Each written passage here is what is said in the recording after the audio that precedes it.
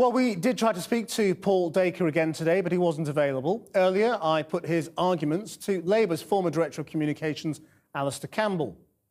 Where I do not agree with Paul Dacre is in what he, as he keeps telling us, you should see the article and the copy together. I think he's setting up a straw man to try to knock it down. I mean, the fact is that one of the reasons I keep going on about this is because I think Paul Dacre is an influential person within British public life.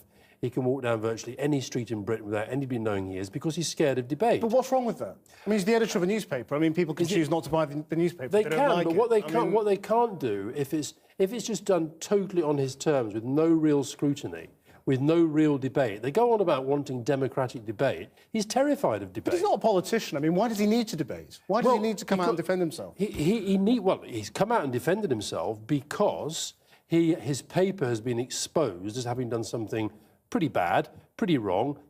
By 2 to 1, even the readers of the Mail said that they thought he should apologise. But under the regulatory system that you would like to see, what would happen to the Daily Mail for what it's done?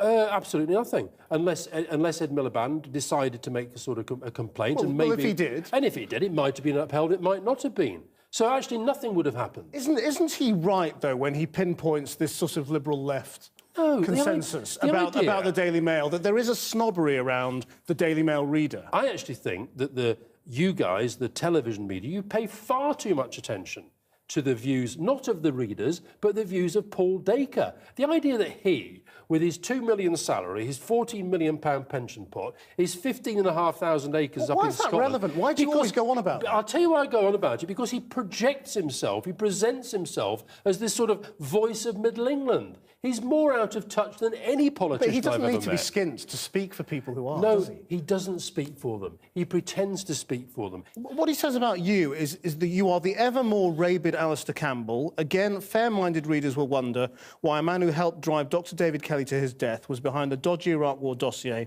and has done more to poison the well of public discourse than anyone in Britain is given so much airtime by the BBC. Well, he doesn't like me very much. And that's that's been going on for a long time. I don't care what he thinks about me. I never have done. And you don't think any of that is actionable? Well, it could be, but I've never seen a newspaper in my life, and I don't intend to start now. There's no such thing as the last word.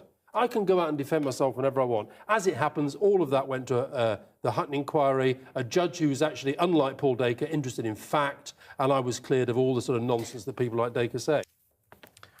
Alastair Campbell.